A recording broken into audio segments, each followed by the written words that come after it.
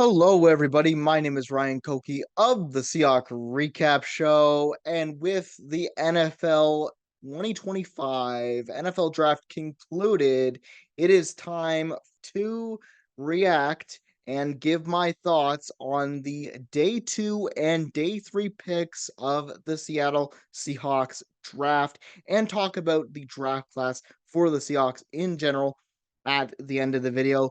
But before I ramble on too much more in the intro, we got a lot of picks to get through in this video.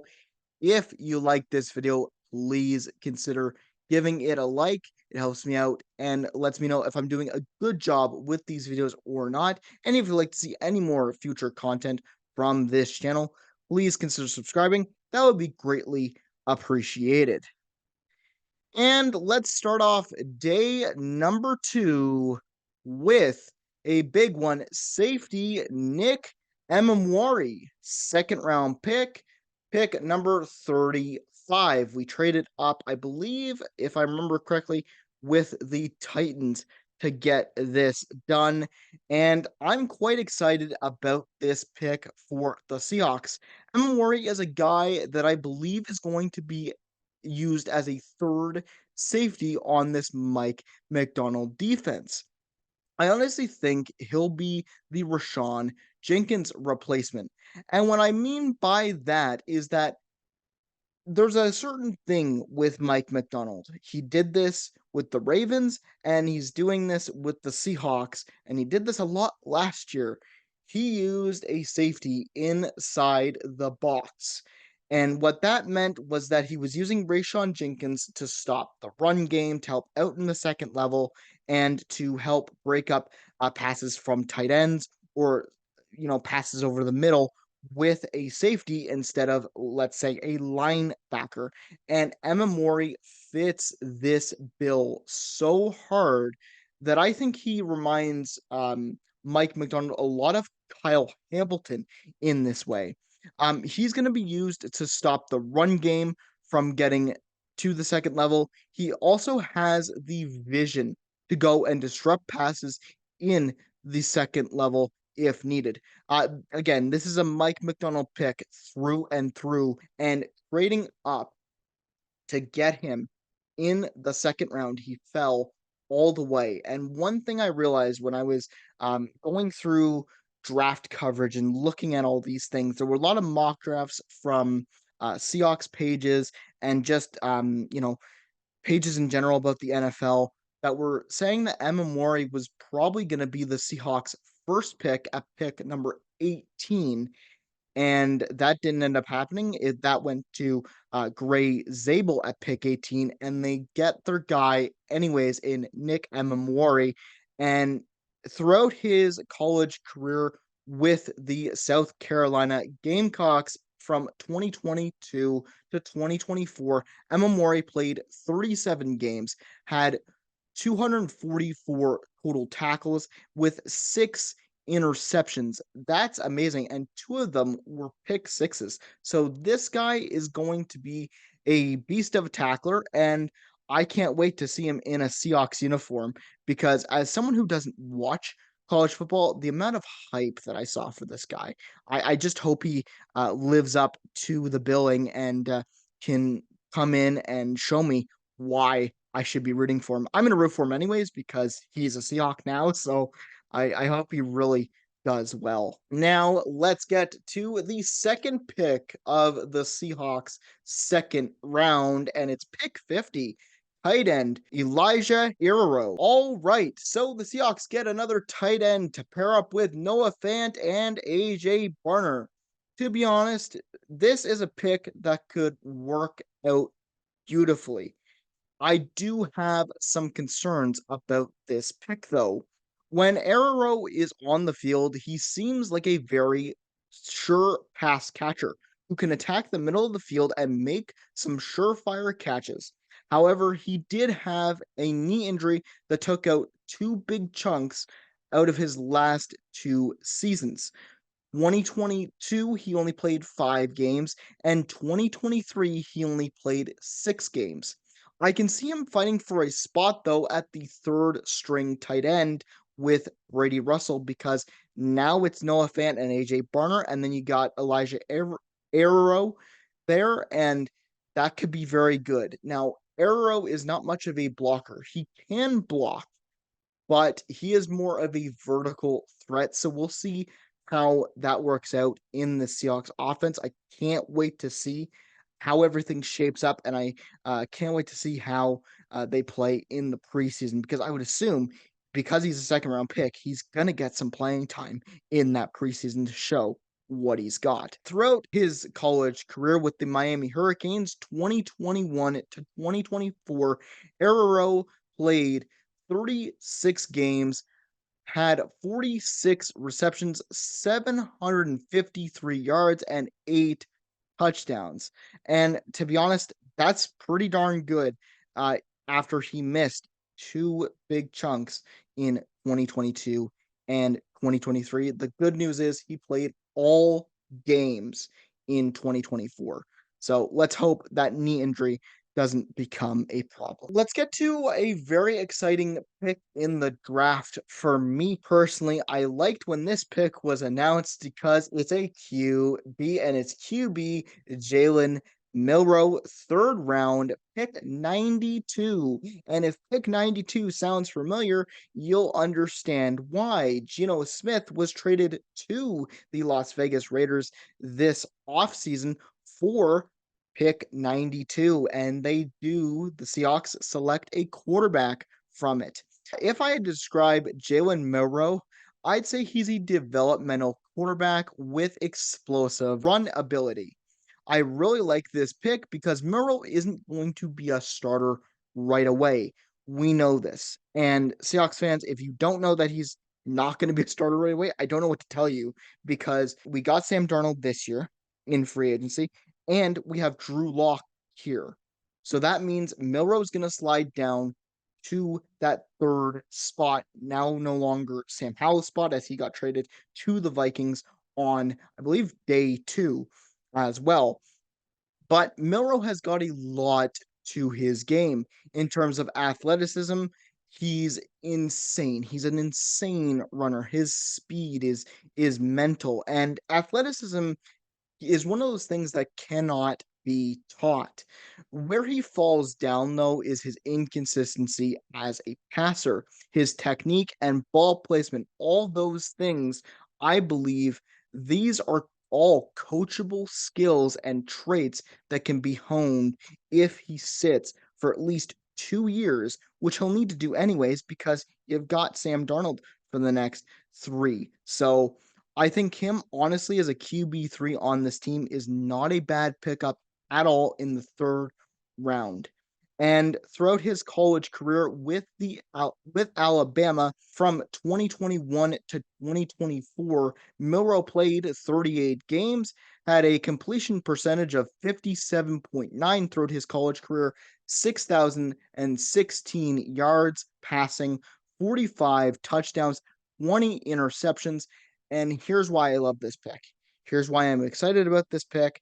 His rushing numbers: 375 total carries, 1,577 yards, and 33 touchdowns. That is insane. And I really like the run ability from this guy. Again, I'm not a big college football watcher, but when I'm just seeing him run and run and run in his highlights, because I watch the NFL draft, it really gives me those kind of vibes of Russell Wilson. Do I think he's going to be as good as Russell Wilson has been for the Hawks? No, I'm thinking as a developmental QB, he's still raw, as a lot of people point out. But I'm rooting for him because I really want him to show what he can learn over the next 2 years under the Seahawks regime. As you guys get down into the later rounds, like the 5th round, you select people like DN/DT Riley Mills with pick 142. And as you get down into those rounds, you try to find rotational players and depth guys for whatever your team needs. And I think taking another D lineman like Mills is a really good choice out of Notre Dame. Notre Dame has been known, I believe, as a very good school for defensive linemen. So I think that's a safe bet to take a guy like him. When Seahawks fans are discussing this pick, they talk about Mills as more of a run stopping DT, not a true nose tackle. And to be honest, that really does suck that he might not be a true nose tackle because we do need one of those. That is one of the big things. I've heard that he's a lot similar to the guys that Mike McDonald already has, the Leonard Williams, the Jaron Reeds, all those guys. Byron Murphy, he's got that kind of like run stopper feel to him. But I think he'll do well. Taking extra D linemen is a very big thing in the NFL. And with how Mike McDonald likes to rotate his personnel, we could see Riley Mills try to challenge for a spot for the third DT on the depth chart because they did get rid of Cameron Young, and we could possibly see heading into the season or heading at least into the preseason a three DT depth chart of Byron Murphy, Jaron Reed, and then Riley Mills. We'll just have to wait and see. Throughout his college career at Notre Dame, 2020 to 2024, Mills played 62 games, 131 total tackles, 16 tackles for loss, and 17 sacks. A good rotational player in the fifth round. Let's see what he does in the preseason and in the offseason with the Seahawks. The next pick on the board, and it is pick number 166 in the fifth round. It's a wide receiver in Troy Horton. And the Seahawks add another wide receiver option with this pick. However, I do have another big concern.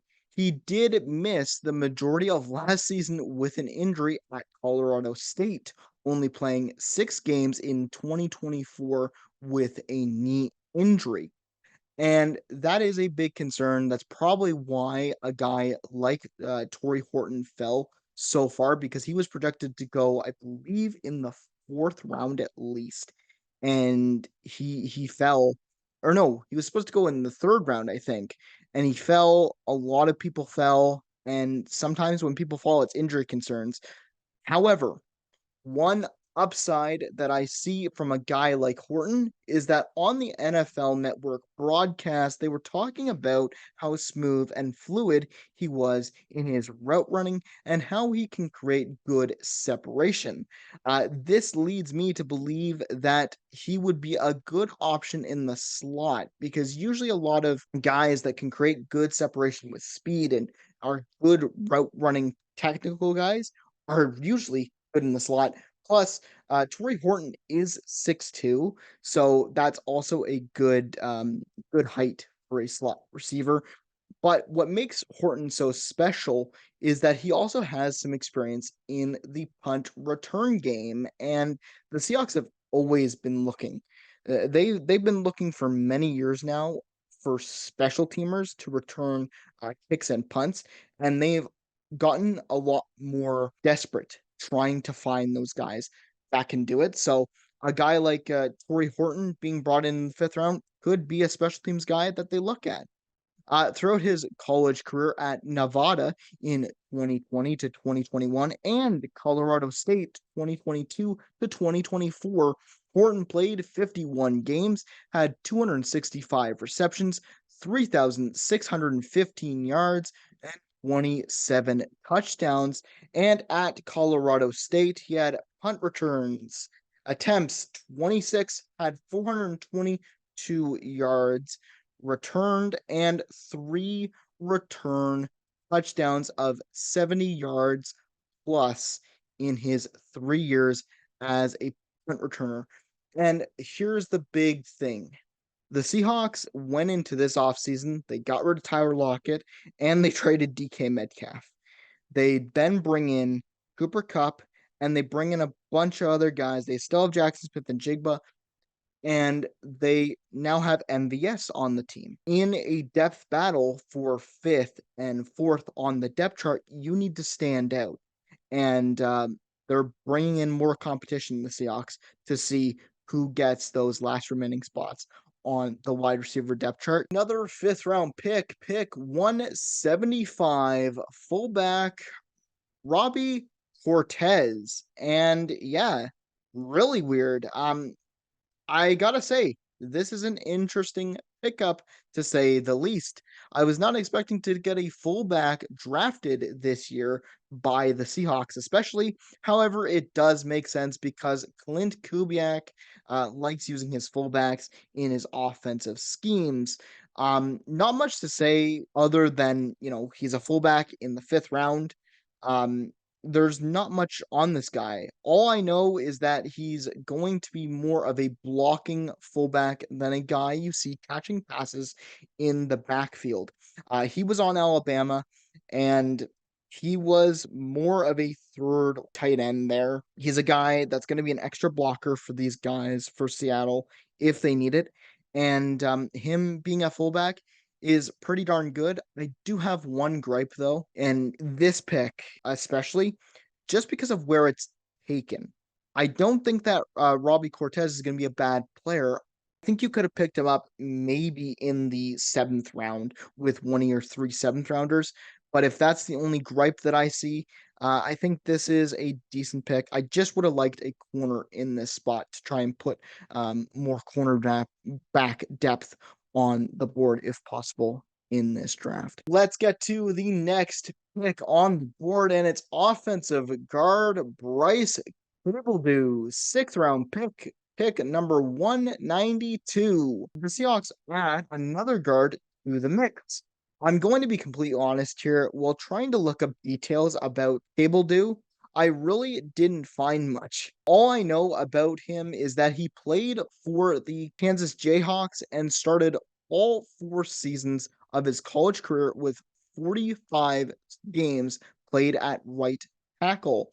And one of the big things is that I said right tackle. Why is he labeled as an offensive guard if he's played all his games at right tackle? Well, being 6'4" and 306, NFL analysts expect him to move into the guard position because of his build and arm length. I really like this pick because even though I don't know much about him, I think it's always good to bring in offensive line guys to try and push some of your backups to be better and try to create friendly competition in training camp to see where these guys go and how they shake out. Because it's always good to have O-line backup just in case somebody gets injured on the way to the regular season. Running back Damian Martinez in the seventh round. Another running back added to the pile. Now, in the final round, you're just looking for some practice squad guys potentially. And I really like Damian Martinez because he is the definition of a straightforward power back. Like I mentioned with Zach Charbonnet a couple years ago now, I thought he was going to be a straightforward power back. I thought he was going to be the guy that runs through the inside zone and doesn't have very good outside zone. But no, Damian Martinez is the guy who's going to be running through the interior of your offensive line into the second level. He's that kind of guy, and he's going to get a lot more power in him from the Miami Hurricanes and Seattle. So Seahawks got a good one here. He's being labeled as Beast Mode 2.0.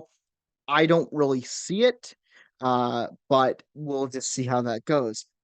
He's going to get you those tough yards that you need in a game, and you're going to use him in the red zone and try to get through the tackles and into the end zone for those touchdowns. Throughout his college career at Oregon State from 2022 to 2023 and Miami in 2024, Martinez, the 3-year starter, played 33 games, had 514 carries, 3,169 yards, and 26 touchdowns.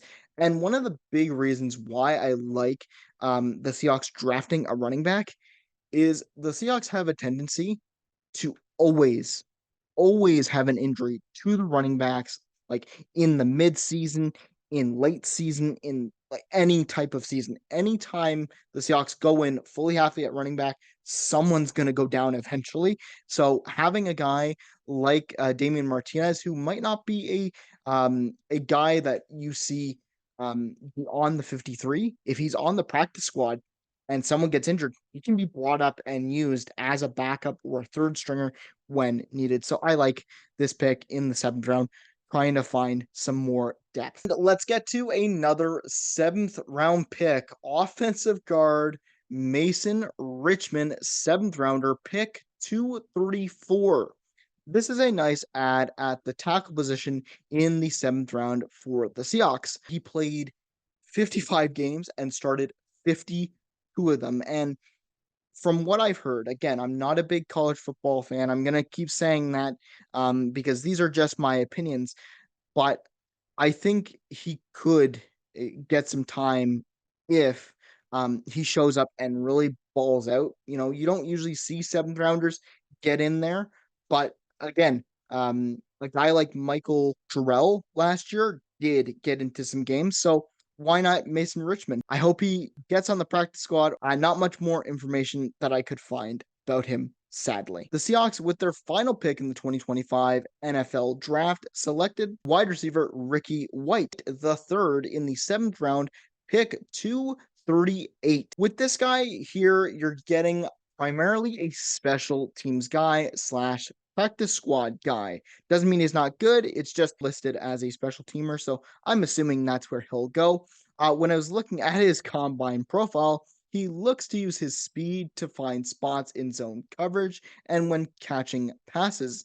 In his last season, though, with UNLV, he blocked 4 punts. So that shows that he's a really good special teamer in his own right. Interestingly, Ricky White III didn't play in 2021 with the Spartans because of undisclosed reasons, meaning he only played 7 games with the team before going to UNLV in December in the transfer portal. Throughout his college career at Michigan State 2020 and UNLV 2022 to 2024, White III played 46 games, had 228 receptions, 3,366 yards, and 24 touchdowns. And honestly, I think this is an okay draft. I am really happy with how the Seahawks drafted this year. Again, you had a plethora of picks this year in this draft. And just picking guys, we're getting to see how Mike McDonald and John Schneider are going to run this team. Remember, this is now Mike McDonald's second offseason with the team. He gets now a full year with the scouting staff, and this is his type of draft with John Schneider. I think they've done really well. I don't know what kind of a grade I would give them, but I really like these picks, and I want to see if some of their late round picks will hit in the near future. But anyways, guys, that is it for this video. The Seahawks day 2 and day 3 picks for the 2025 NFL Draft. And let me know your thoughts in the comments section below. How do you feel the Seahawks did in the draft? Are you happy with it? Because I'm really happy with Gray Zabel. I'm really happy with Nick Amori. And I'm really happy with a bunch of these picks. It's a really fun time. The draft is always fun. But anyways, I will see you all in the next video. Go Hawks, go, and take care of yourselves. Have a good day.